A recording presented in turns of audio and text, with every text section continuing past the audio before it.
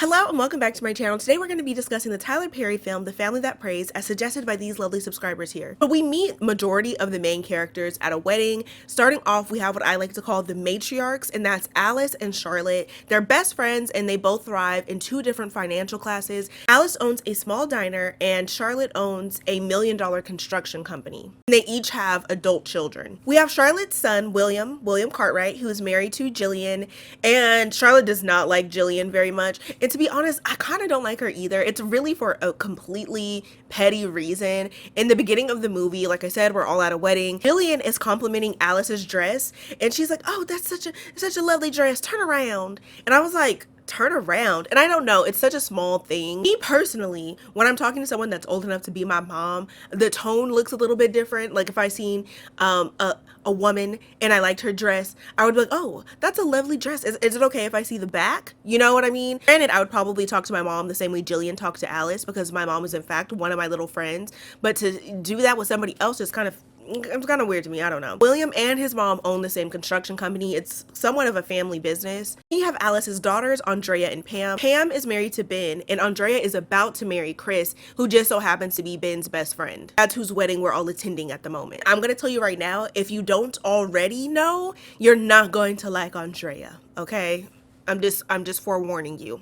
Pam is helping Andrea get ready, and Andrea has a lot of complaints about the wedding. She doesn't like the dress. She doesn't like the fact that Charlotte is paying for the wedding. She feels as though Charlotte is treating their family as a charity case and plans to brag about how she helped her black friend to her rich white friends. And my thing is, if I genuinely felt like that, I would not have accepted that gesture at all, because that is a huge gesture. Because it wasn't like a little wedding. It looked very nice. Like they had caterers, they had like a whole layout. It looked like a very nice wedding. But my thing is like if that's how she genuinely felt, we would not have accepted that at all. Andrea is also complaining about how she doesn't like the dress, and Pam is already getting very frustrated with Andrea and explains that that's the dress that their mom married their dad in, which is not saying much, because we later find out that their dad had an affair and married his mistress and abandoned their family. I would be like, we need to burn this dress. This dress doesn't seem to bring on good marriages. This is not the something borrowed that we needed. So Ben is helping Chris get ready, and as I mentioned, that's like his best friend and now his brother-in-law, and Chris is feeling anxious about the wedding. He's asking Ben if he's doing the right thing, and Ben asks him, do you feel like you're doing the right thing? And he says, "I should marry her." And that's not something I would want to hear my spouse say, if I'm being honest. I would hope that they would be like, "I want to marry her. I need to marry her," even if we're feeling, I don't know, real passionate about it, okay? So we're at the wedding reception, and William Cartwright, and I'm going to keep saying Cartwright, and I'm going to try not to, but if you see the movie, you know why. They throw Cartwright around like it's demure, okay? William approaches Andrea, and it's giving weird vibes to me. I don't really like how he's looking at her. It's making me a little uncomfortable. I think it also made her a little uncomfortable because she ends up calling Chris, her now husband, over, and they're all having conversation. Andrea is about to graduate from college, getting a degree in finances, and William so graciously offers her a position at his company whenever she graduates, and Chris is struggling trying to find a job in construction, and like I said, Cartwright Constructions, William offers him a job as well. Chris has experience working in construction in the military, so it kind of just lined up. Andrea secured, Chris is now secured, which for me, what was the rush on the wedding? Because it seemed like marriage and wedding was the least of their worries, and it could just be me, but I would want to get my finances, my career, and everything together before getting married, or before at least having an extravagant wedding. I feel like at minimum they should have like went to the courthouse and signed papers and then later on had a wedding. But you know, I guess when you know, you know. So it's 4 years later, and the marriage is going down the drain. It's not looking good at all. At this point, Andrea and Chris now have a child. They're both working for Cartwright Construction. Andrea is working on the corporate end, managing their finances, and Chris is working on the blue collar end, on site, doing the construction business. And Andrea's position offers a lot of perks. She has a company car. They paid for her house. She's making a decent salary. Andrea is the breadwinner and Andrea is the breadwinner between her and Chris. And there's something else that I feel like I might be missing, Oh yeah, she's fucking William Cartwright, that is, who's currently married to Jillian. But for me, dark meat on the side, white keeps me mean and lean. It's an affair. She's having an affair. So no, Chris has no idea that there's an affair. And as I mentioned, Andrea makes more money than Chris, but he's looking to change that by owning his own construction company. He specifically wants to own his own construction company with Ben, but Ben is completely uninterested and wants nothing to do with it. So Chris asks Andrea if she can set up a meeting with him and William. I guess his plan was to ask William if he wants to invest in his startup and maybe give him clients that the Cartwrights turn away. Because mind you, they take $1 million deals, okay? And I'm sure that there are smaller jobs that could have gone to another construction company. And so I get his logic there. I'm picking up what he's putting down. And Andrea shuts it down. And you'll notice the dynamic between Andrea and Chris feels very strained. It feels very much so that she hates him. It's very clear that she hates him. But Andrea tells Chris that William does not see construction workers and for him not to be stupid, and that a millionaire like William wouldn't have the time of day for him and his small dreams. Opposite end, you have Pam and Ben, and they're literally on the opposite end, where Pam really wants Ben to own his own construction company and she wants him to follow his dreams. And you have Ben, who literally, like I said, doesn't want anything to do with it. He's fine with where they're at financially. At some point, Ben mentions that after he got out of the military, they were in a lot of debt. So he doesn't want to try to go chasing any dreams and compromise their currently comfortable lifestyle. So Chris has a business plan and he drags Ben with him to the bank to get a business loan. But the loan advisor rejects the proposal even before looking at Chris's business plan, which is weird, but also same, only because Ben is there and he looks completely uninterested. His arms are crossed. He looks like he doesn't want to be there. And if I'm giving the yay or nay on somebody's loan and they look like that, I'm gonna be upset. Like, I feel like Chris had the right energy behind it, but Ben just was very, like I said, uninterested. And even after the loan advisor rejects the proposal, Ben is like, see, I told you this was a waste of time. I'm like, oh, hell yeah, get the fuck out of here. Probably wouldn't have done that. I advised Chris to go to a different bank, try a different bank, and to leave Ben out of it. So while they're at the bank, Chris goes to withdraw some money and finds Andrea's secret account with nearly $300,000. And mind you, Andrea makes $65K. So something is clearly off here. Chris gets home. He has all their finances laid out. He's trying to understand how this is even possible, but nothing is adding up. So just as he's doing so, Andrea comes in and she sees what's going on and he's looking at her. And of course he has questions. So he questions Andrea, like, how is this possible? And she deflects, she denies, and he does get a little firm. You're about to piss me off. Tell me where this money came from. And so she's like, I get bonuses at work. And I'm like, what kind of bonuses are you getting? That is insane. $300,000 on a $65K salary? What? And Andrea explains to Chris that she didn't tell him about the account because he's always trying to invest money. He's always trying to do some get rich quick scheme. And this scene is insane because I'm not sure how Chris didn't clock that Andrea was having an affair with William, because she randomly goes on a tangent about William. You will never be William Cartwright. He's smart. He's charming. He's an excellent lover. No, she didn't say that part, but she might as well have. It was just crazy because nobody mentioned William in this scene. She's the first to bring up William, and when she does, she's doing it to spite her husband. It is so weird to me. Immediately, I would have been like, are you fucking William? Because why is this happening right now? At some point, we're introduced to Abigail Dexter, who is my favorite character in the movie. Charlotte hires Abigail to be the new COO and to basically take the company global. William doesn't like this because apparently prior to him and his mom, Charlotte, had a discussion about him taking that position. And so he says that he's already taken a global deal. So Abigail reviews the contract. It's not a good contract. It's a $25 million contract, but they don't get any of the money until after the building is complete. And so there's a lot of risk there. So to minimize the risk, Charlotte has to sell 10% of her share of the company, basically as collateral. Selling that 10% makes her vulnerable because she'll no longer be a voting member of the board and would have to rely on her son. It's not good because it's all a part of William's plan to have her booted out. Sometime later, Alice and Charlotte go on a little road trip, a little matriarch adventure, if you will. Charlotte has been encouraging Alice to live her life since she's always working at the diner and always watching her grandchild. She doesn't really do anything for herself or really do anything for fun. They're on their road trip. It's full of all sorts of matriarchal shenanigans. They're going to bars, they're going to strip clubs, and all of that is like against Alice's will, really. really. Alice's character herself is very reserved, and she's also religious. So at some point, Charlotte gets baptized, and they're having themselves a time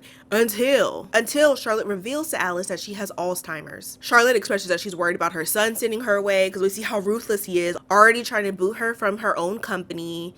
And Alice assures her that that won't happen and that they'll get through it together.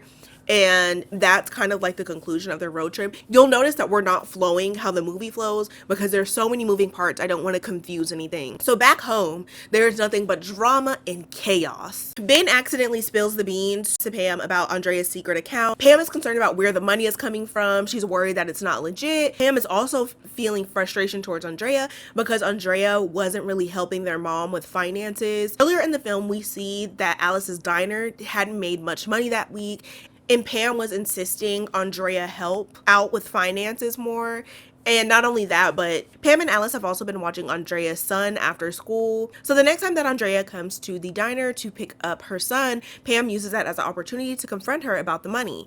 And she's basically just wanting to make sure that the money is legit because, you know, they do have ties with the Cartwright family. Alice and Charlotte are friends, and she just wants to make sure everything is on the up and up. Andrea explains, as she explained to Chris, that the money comes from bonuses from her job.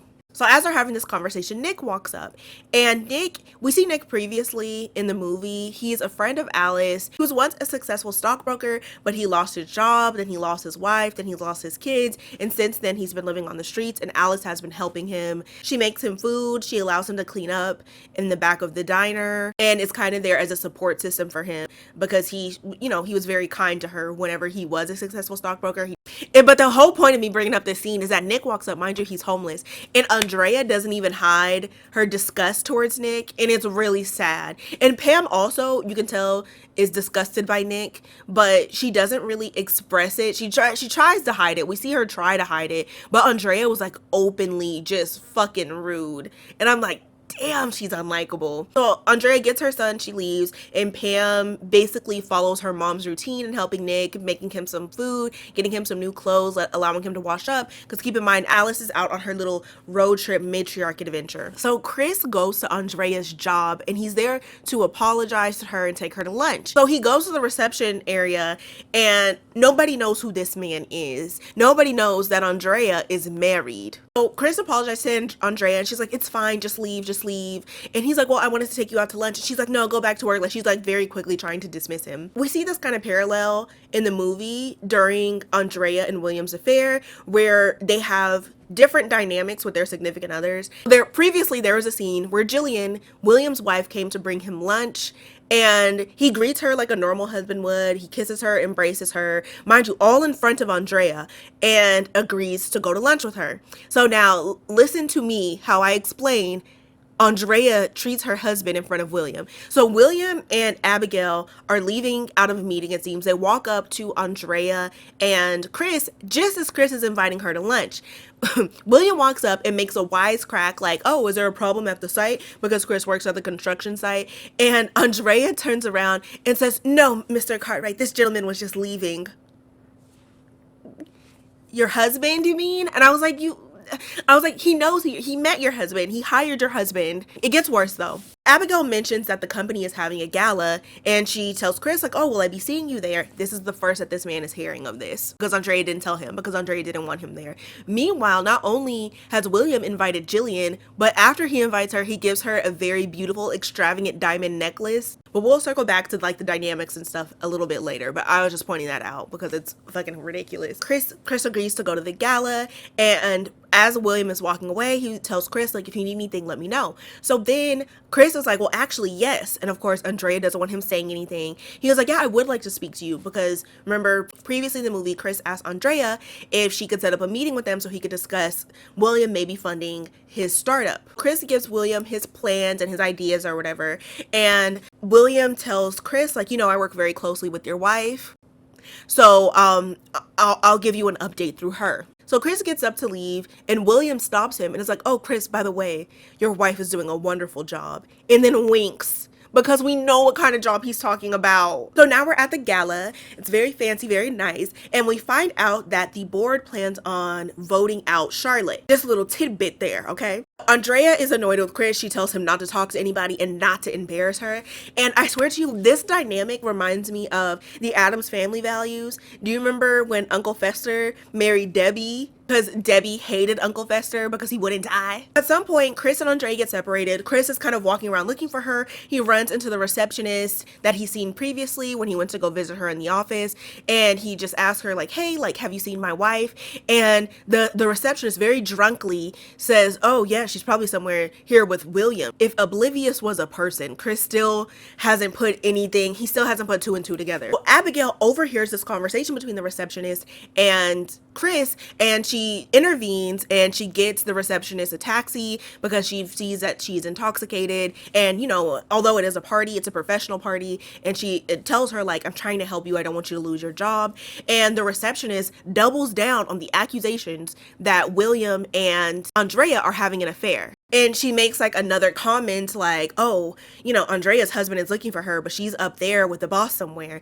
And so Abigail makes a mental note of this and sends her home, which we love Abigail, like I said. What a girl's girl. So then we cut to Andrea and William, and they're like, you know, off somewhere in the dark, hidden, because she's the side piece. William reveals his plan to have Chris fired because apparently he's aware that Chris has been going to different banks, and Chris has also been going to their competition trying to find somebody to fund his startup. And Andrea is like, excellent, Smithers. This is gonna give me all the ammo I need to leave him. Like, she has this resentment towards Chris, and I don't know exactly where it comes from. So now Andrea and William are kissing, Ebony and Ivory, they're having an affair. And as they part away from their embrace, you see a silhouette in between them down the hall. Y'all, it's Jillian. Jillian just seen that.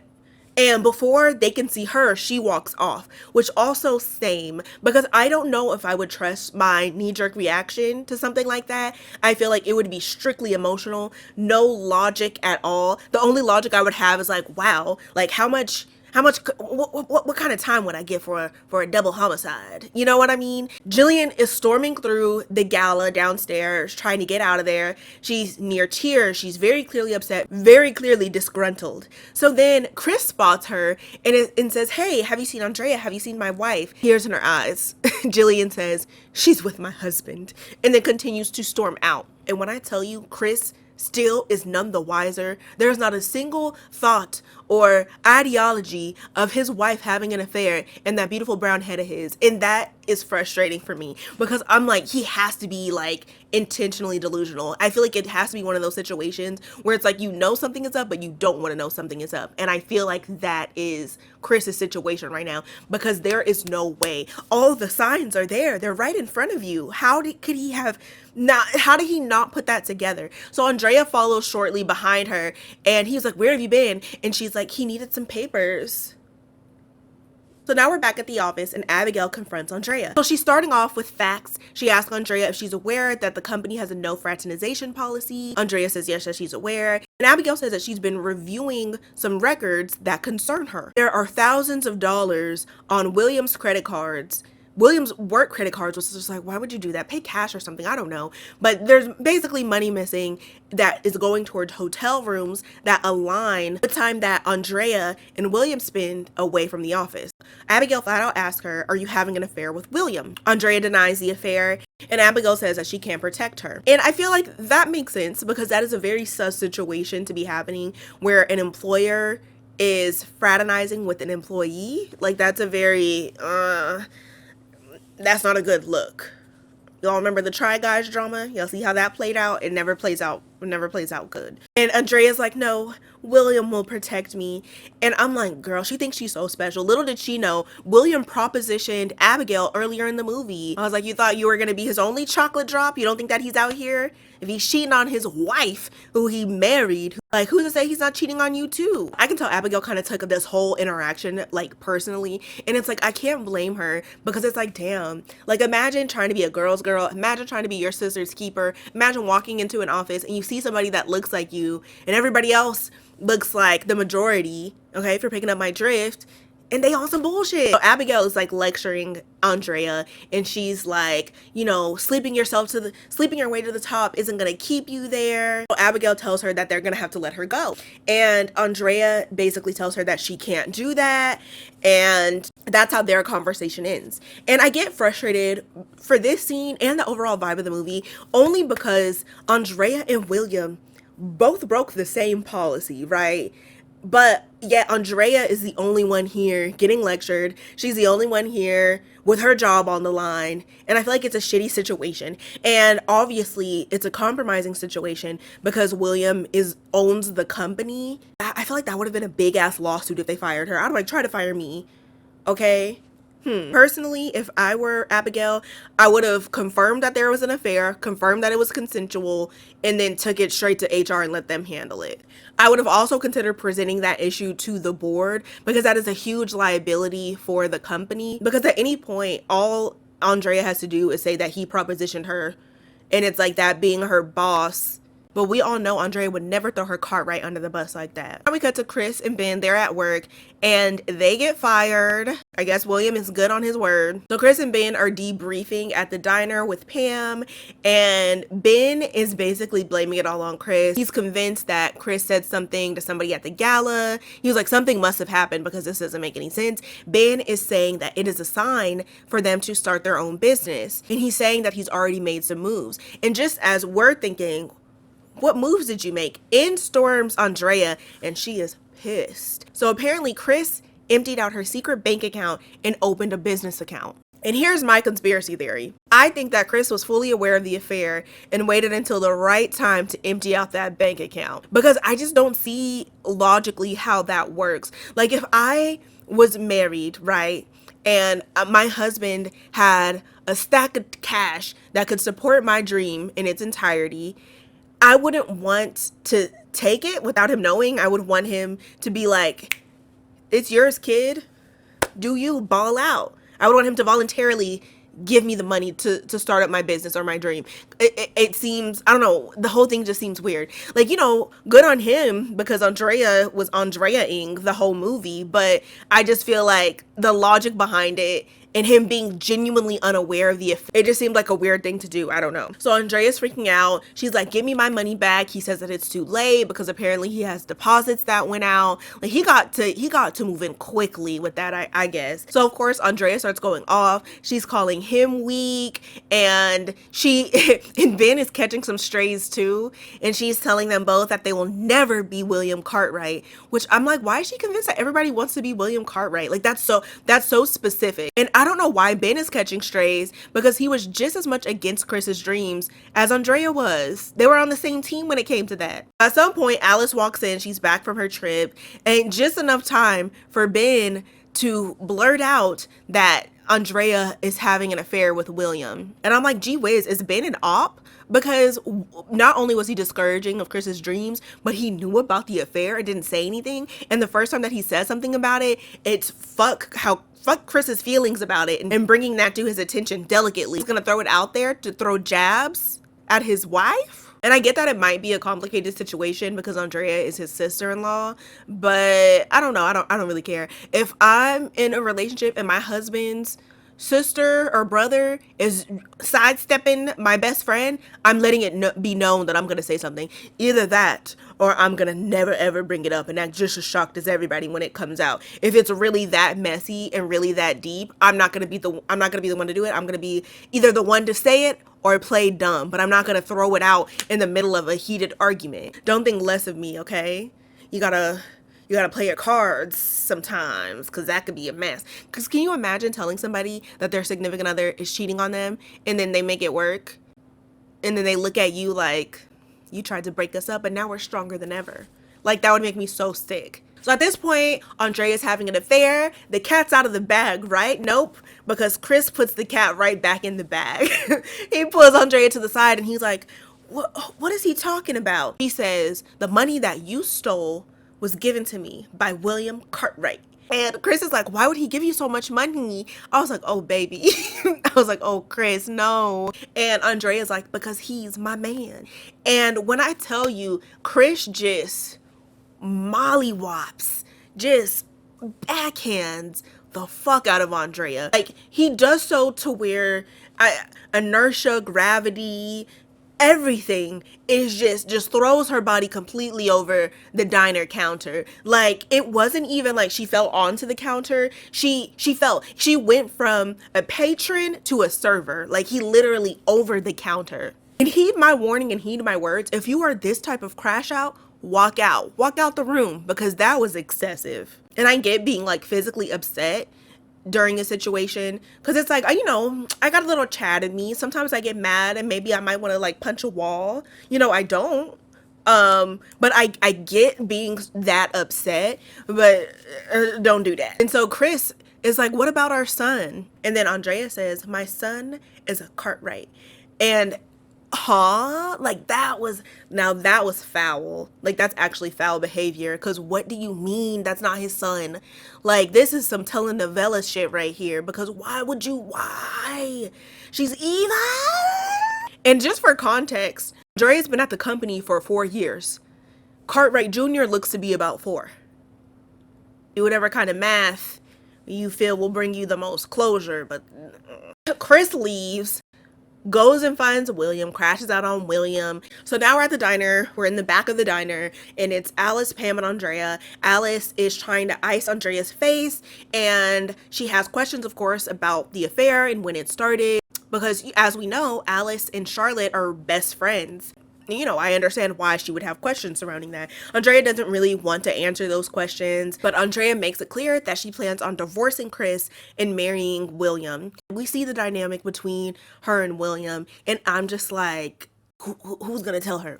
So Pam and Alice tell her that isn't going to happen. She doesn't want to hear that, and she's very clearly upset. And then Andrea recalls that their father had an affair, remarried, and basically abandoned their family. Her logic is starting to make sense. Or not that her logic is starting to make sense. I can understand why she is under that very false impression that just because her and William are having an affair, that he is going to leave his wife and family for her. Because as a young child, that is what she's seen happen with her dad and his mistress. So she's like full on under the impression that that is how it's gonna go down, and that's how it works. So Jillian meets with Charlotte in her rose garden, and she basically confides in Charlotte and tells her that William is having an affair.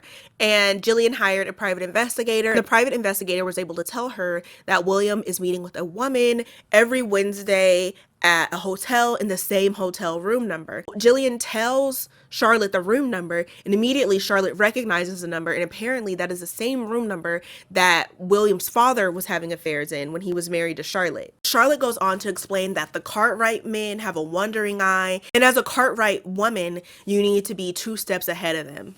And Charlotte also mentioned that she's had a few affairs of her own. Being married to them and enjoying the luxuries that they have, being rich, comes with a cost, and that is the cost. And Jillian looks shook, and at this point, so do I, because what the fuck? Like, why can't we be rich, happy, and in love and loyal to each other? Charlotte reminds Jillian that she is married without a prenup, and that she should sit William down and make her demands, and really he has no choice but to listen, because, you know, he could either play ball or she leave and take everything. So as a kindness for Charlotte giving Jillian a pro tip, Jillian lets Charlotte know that there is a board meeting being held that day to have Charlotte voted out. So Jillian ultimately decides to stay with William. Jaboo, tomato, tomato, tomato. But I mean, her choice. You like it, I love it. Couldn't be me, but you like it, I love it. So now we cut to Andrea, who is in a hotel room. She's taking off her heels. She hears the door open, and she suspects that it's William, and walks Jillian. So she goes and she confronts Andrea and is basically like, I'm his wife. You're never gonna see him again. And Andrea is just sitting there stunned and shook, as she should be. But normally in situations like this, just on the outside looking in, I kind of feel like, I don't know, I just kind of don't see the point in that. I feel like the person that should be getting all of the side eye is the person that committed to be married to Jillian, which would be William. I do think that that was something that Andrea needed to hear, because she was like very much delusional. I get why she wanted to do that, maybe for closure for herself, and I feel like I get it too, because she knew Andrea. I would have been like, bitch, I was at your wedding. This is insane. So now we're at the board meeting. Mind you, Charlotte was not supposed to be there, but luckily Jillian told her. William walks in, is surprised that she's there. They're about to have their vote, but Charlotte is like, hey, we need all the members here. We need all voting members here. And so she brings up the Cavalry Company. And the Cavalry Company is like a mysterious company. They never vote. They never jump in on things that people don't even know who the active members are. And she has Abigail let the active members in, and it's literally Nick, Pam, and Alice. And so Pam has just now found out that her mom is actually a millionaire and owns a great deal of shares within the Cartwright construction company. So of course, the Cavalry Company votes for Charlotte to stay, and Charlotte fires William. After William has been fired, he's in the parking lot, and Andrea like runs up on him, and she's like, I've been calling you. He's like, I know. And her bubble is bursted yet again because he's telling her that he's not going to leave his wife, that she needs to return her company car, and that they're over. And she says, what about our son? What about Cartwright Jr.? And he was like, is it my son? And leaves. That's crazy. As he drove off, I would have plucked a piece of his hair, and I'm like, we finna find out. Then that night, Charlotte takes her life, which was honestly completely random because things seemed to be working out in her favor. But, you know, she was suffering from an illness, or the early set Alzheimer's hadn't taken full effect. So I assumed that she wanted to kind of end things on her terms and not lose herself over time. So they have a service for Charlotte. Alice is giving a speech. Charlotte's life is encouraging her to enjoy her life. And then we kind of get like an ending montage, if you will. So Chris and Ben opened up their construction company. At some point, Chris and Andrea are in the same room. It appears that he's giving her some money. I can only assume it's some of the Cartwright money that he used to start up his business. And she goes to embrace him, but of course he's like, no, what the fuck? He embraces Cartwright Jr. and then he leaves. Nick is back on his feet. He's bought a house. We love that for him. William and Jillian are still married. To each their own. She likes it. I love it. Alice puts her diner up for sale and goes on a little adventure, a little solo matriarch adventure of her own. I've gotten a couple suggestions to wrap the video up with what specifically pisses me off about whatever movie that we're talking about. So let me know your thoughts on the final thoughts segment, if we should keep it, if we should boot it, and we will respond accordingly.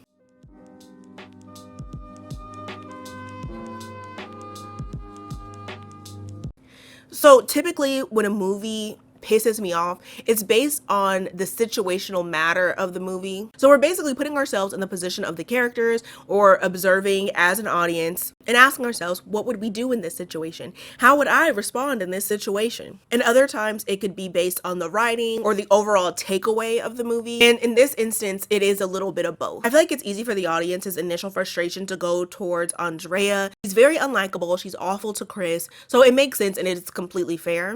I felt like I could only view Chris's character through an audience perspective and not his perspective, just because of how extremely dense he was towards Andrea and the affair she was having with William. Like I said, it's obvious that Andrea was the villain, and it's obvious that she is unlikable. It's obvious that she's going to piss you off. But I also feel like Chris being so passive infuriated the fuck out of me too. Passive people in general just make me a little bit anxious. And I understand for a lot of people, it can be a defense mechanism. So if I do have somebody in my life that is extremely passive, and I can tell that they're too nice to speak up for themselves or to set boundaries, I, on my own, will try to set boundaries for them within our dynamic, just to not take advantage and to make it as safe of a place as possible for them to be able to confide in me and tell me when and if there's something that bothers them or rubs them the wrong way within our friendship, our relationship, or whatever. But just based off of Andrea's overall vibe, which is extremely irritable, like Chris would literally take a breath and she would be like, "You'll never be caught right." So I imagine that for him, his passiveness probably had a lot to do with Andrea's response to his concerns. So it's like, I can't blame him 100% for that. Like, I've been in that kind of relationship, romantically, friendship wise, and each time I have left and distanced myself. I feel like if you don't have communication, if you can't, like, that's like, for me, that is the bare minimum of having a halfway decent relationship, is being able to come together and work against whatever problem that there is, not against each other, but whatever problem that there is that needs to be dealt with. If you don't handle it that way, even the smallest problems will seem gargantuan. I've gotten comments on some of my other videos too, saying that I seem like I'm really adamant on divorce. And I'm like, that's really not it. I swear it's not. And granted, those were topics where we're discussing cheating or lack of communication, or really more so refusal of communication, where I'm like, I would have to leave the relationship. I feel like as a society, as a people, we don't utilize free will enough. I get irked sometimes, even with myself, if I find myself being upset or disappointed in a situation and it's something that I have full control in. And that's why it's like, and it's no shade to my girlies out here, okay? But it's like whenever I see online some girlies complaining about their boyfriends and stuff, and it's like they seem very unhappy. And it's like, he never does this for me. It's been 4 years and he never, and I'm like, well, either be okay with it or leave. If you've already communicated that something has bothered you and it has not changed, it's time to get up and go. And I understand it's complicated too, especially with Chris and Andrea's dynamic because they had a child. And I feel sometimes there are people that feel obligated to make their relationship work for the sake of parenting. And I have mixed feelings about that. I mean, it's like I get the logic behind it. I won't knock you there. I have Daphne, who is indeed a fur baby. She's her whole life single parent household. I don't know how, if that's impacting her negatively at all. I can't say for sure, but regarding a human child, I don't know. Like I couldn't say for myself. I feel like that's the best judgment to be left with whoever's dealing with it. But it's like, also, would you want your child in a hostile environment where you and your partner are not vibing in the slightest, and maybe co-parenting on separate ends of things might be a little bit better? I don't know. Like I said, I'm not out here raising human kids. I wouldn't have those answers for you, but I get that it's complicated and it's not as black and white for some people in certain situations. Something else that kind of upset me, and this is more in regard to the writing, I guess you could say. In a previous video, somebody pointed out that Tyler Perry uses his movies to rewrite his experience or a fantasy of his where women have rejected him before he was successful and then wanting to get with him after. And this is something that we do see in a couple of his movies. And this is also something that we see here, like towards the end of the movie. It's not the main plot, which I do appreciate that there are other morals and takeaways that we do get with The Family That Prays. Like, for example, Alice's was living her best life and not being tied down to work all the time. I think that's something that we can all take away from life, especially those of us that work all the time. Be clear, like if he wants to write his experience or write out a fantasy, like that is the whole point of art, and that is the whole point of having an art form, is for you to express whatever the fuck you want to express via your art. I'm just tired of seeing it. Another thing that kind of rubbed me the wrong way was the slap scene, the mollywop scene. It's like the first time that we see Chris actually stand up for himself, and it's a slap.